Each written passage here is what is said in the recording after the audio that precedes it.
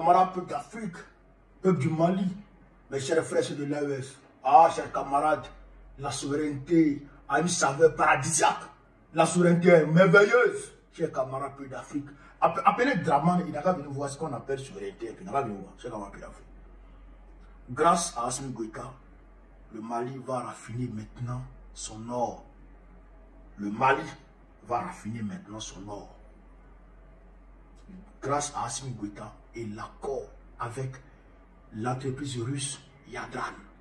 Mais le Mali a 62% dans le capital de cette raffinerie. La Russie a 38%. Le Mali a 62%. Ah, j'ai camarade d'Afrique, c'est pas merveilleux ça. C'est pas la souveraineté ça. On va écouter ici le grand Assimi Goïta lui-même. Et puis on va décortiquer. On est parti.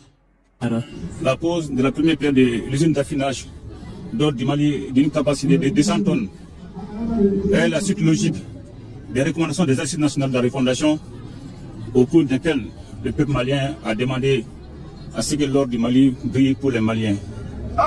C'est dans ce cadre que plusieurs actions ont été initiées, à savoir l'audit du secteur minier, l'élaboration et l'adoption du code minier et aussi la loi sur le contenu local. Aussi, nous avons créé la Société d'État de richesse et d'exploitation minière et aussi nous avons eu à renégocier les contrats dans lesquels les intérêts du peuple malien n'étaient pas du tout respectés. La réalisation de la raffinerie d'or du Mali est une affirmation de notre souveraineté économique et cela permet non seulement de contrôler et surtout de suivre la traçabilité de la production d'or.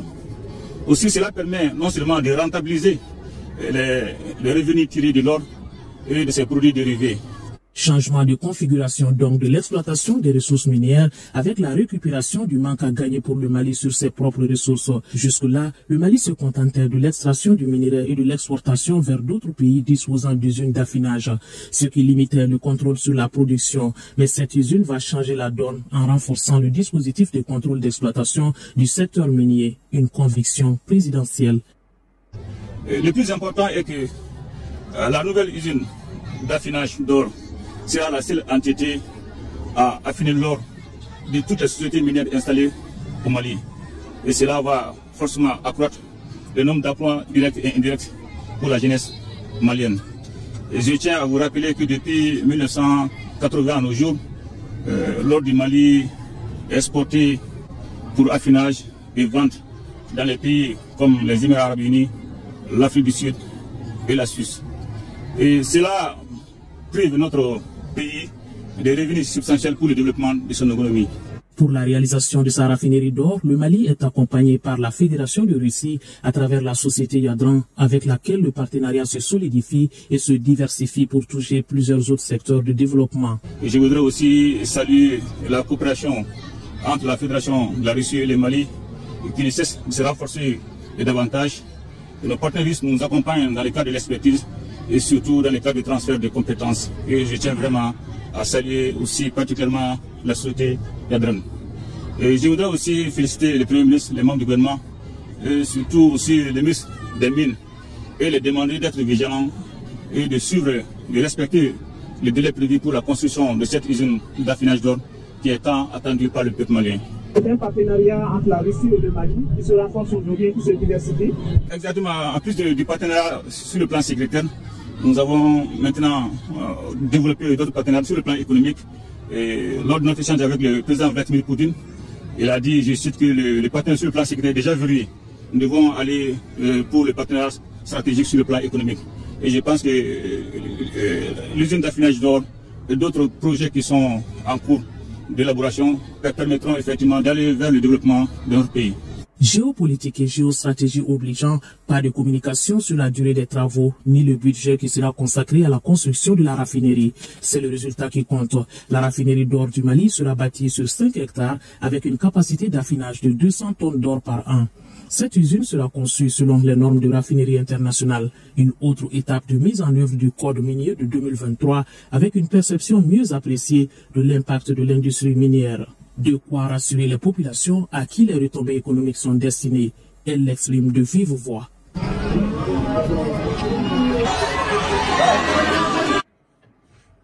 Vous avez compris?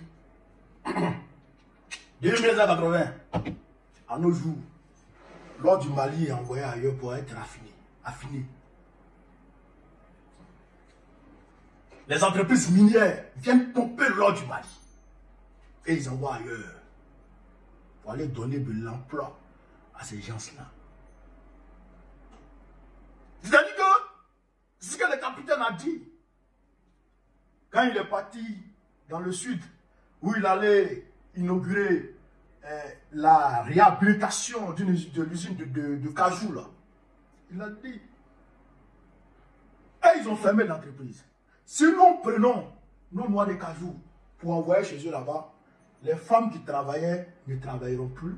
C'est d'autres femmes qui vont travailler là-bas à la place de nos femmes d'ici. C'est-à-dire que en envoyant nos matières premières, on envoie nos emplois là-bas pour les donner là-bas. Eux, ils travaillent à notre place. Donc, ce que l'or du Mali apportait comme emploi en Afrique du Sud, aux Émirats Arabes Unis et dans d'autres pays là, cet emploi-là sera donné aux Maliens maintenant. Première chose, les emplois directs et indirects, déjà, première chose. Au niveau économique, quand tu envoies comme ça, là, il y a des déchets d'or qui sont exploités à d'autres fins. Tout ça, là, le Mali va contrôler ça. Et au-delà de ça, le Mali va contrôler maintenant, clairement, l'exploitation de l'or dans son pays. Tu ne peux plus sortir un lot du Mali pour aller affiner ailleurs. Jamais de la vie, c'est le Mali, mec. Deuxième avantage. Troisième avantage. L'aspect économique. 62% le Mali. 38% pour la Russie. Et puis les Russes sont contents. Ils sont contents. Ils sont contents. 38%, ils sont en Djaï. Mais le gisement baleine en Côte d'Ivoire, on exploite le pétrole et le gaz en même temps. On exploite le pétrole et le gaz en même temps. La Côte d'Ivoire a combien besoin? 12%. La Côte d'Ivoire a 12%. Et ils ont 88%. Vous voyez la différence? Et puis, le pétrole brut, c'est le brut qui s'en va. C'est le brut qu'on prend pour aller. Je pense que le gaz même est liquéfié pour envoyer. Le gaz est liquéfié pour envoyer. Ailleurs. Ils vont aller raffiner ça ailleurs. Voilà l'importance de la souveraineté dans un pays. Tu décides de la politique économique. Tu décides de la politique militaire. Tu décides de la politique monétaire. Tu décides de la politique générale de ton pays. Ce que tu veux faire, tu fais. Selon les attentes de ton peuple. Vous comprenez? C'est pour ça que nous nous battons. C'est ça, c'est pour ça que nous nous battons. On ne se bat pas pour nous-mêmes. On ne se bat pas pour nous-mêmes. Hein? Hey, si on se battait pour nous-mêmes, on est déjà devenus riches. Si on se battait pour nous-mêmes, on a maison déjà en Côte d'Ivoire partout. Et puis on est riche. Et puis on vit la vie de Louga. Hein? Mais comment on ne se bat pas pour nous-mêmes? On est obligé d'encaisser. Parce qu'on se bat pour une cause générale. Une cause qui nous dépasse. Qui dépasse notre personne. Moi, ma petite personne, là, c'est quoi? C'est rien. À côté du combat que nous menons. C'est rien du tout. Moi, ma petite personne, c'est rien du tout. À côté du combat que nous menons. Assimi Goïta, sa personne même ne compte pas. À côté du combat que nous menons. Le capitaine Ibrahim Traoré, il met en parenthèse sa personne. Mais si il menait le combat pour sa personne là, ou bien le Blanc Tchani, s'il menait le combat pour leur personne là, il y a longtemps, les Blancs ont arrêté de les attaquer. Mais on les attaque parce que le combat que nous menons là, ça dérange leur confort. Ça diminue le confort de leurs citoyens. Ça réduit leur sécurité sociale. Ça diminue leur sécurité sociale. Ça diminue leur train de vie. Depuis le Niger a coupé l'électricité, la France a mis 10% d'augmentation de l'électricité. Ça diminue le pouvoir d'achat des Français. En 2026, là, ils vont lier encore 20% dessus encore. Ça va encore diminuer le pouvoir d'achat des Français. Est-ce que vous comprenez? Est-ce que vous comprenez? Donc, si les Français, les citoyens français, sont acculés, ça ne va pas, ça ne va pas, ça ne va pas. Il faut commencer à regarder à gauche, à droite pour comprendre, mais qu'est-ce qui ne va pas? Pourquoi la viande est en train de diminuer dans la sauce là? Pourquoi on n'arrive plus à manger 3 fois par jour? Pourquoi il y a aujourd'hui 2 millions de personnes âgées qui vivent sous le seuil de pauvreté en France? Pourquoi aujourd'hui près de 40% des Français ne mangent pas 3 fois par jour? Pourquoi? Il faut se poser ces questions. Et quand ils vont comprendre que c'est parce que ça ne va pas en Afrique là, ils vont dire, ah, donc c'est là-bas partir voler l'argent pour nous donner. Et nos impôts, vous mettez ça où? Ils vont commencer maintenant à s'attaquer à la politique de leurs dirigeants. Et ça, sûrement, ça va commencer à péter. Ça va péter! Ça va péter! Et ça, vous comprenez ça? Donc, chers camarades d'Afrique, ça, les dirigeants français et occidentaux ne veulent pas que ça arrive.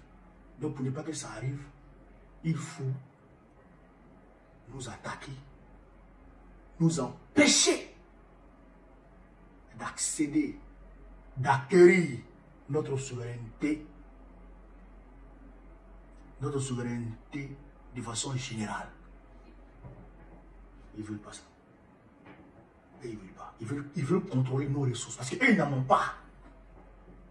Donc, il faut voler pour nous là. Pour faire comme si c'était pour eux.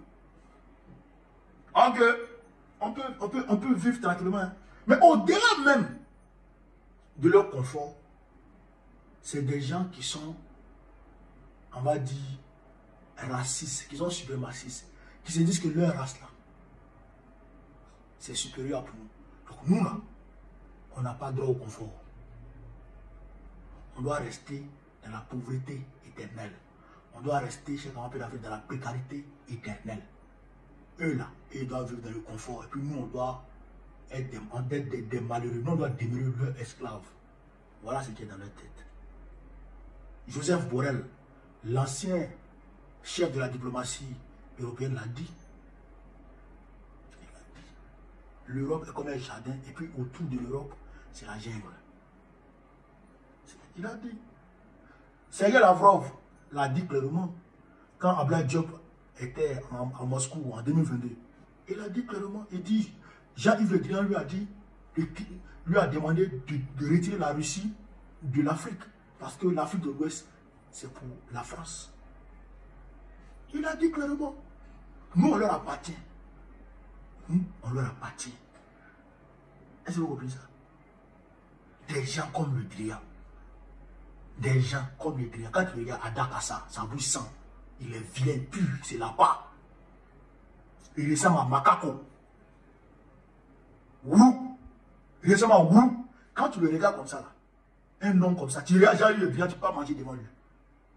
Il sent, il pue. C'est lui qui va dire que l'Afrique l'appartient. Et les dirigeants Waworo qui acceptent ça, qui assimilent ça. Est-ce que vous comprenez ça? Est-ce que vous comprenez ça? Donc, nous nous battons contre tout ça. Et on ne peut pas accepter ça. On ne peut pas accepter ça. Est-ce que vous comprenez? Donc, je félicite le président Goïta. Et je crois, la semaine prochaine ou cette semaine, je crois que c'est le 22, 21, 22, il sera à Moscou avec Sadio Kamara. Il sera à Moscou. On va ouvrir sur ça en direct, Inch'Allah. Sur ce, vive l'Afrique libre, vive le panafricanisme, vive tous les brillants panafricains. Babo présente quoi en octobre prochain, Inch'Allah. On est ensemble.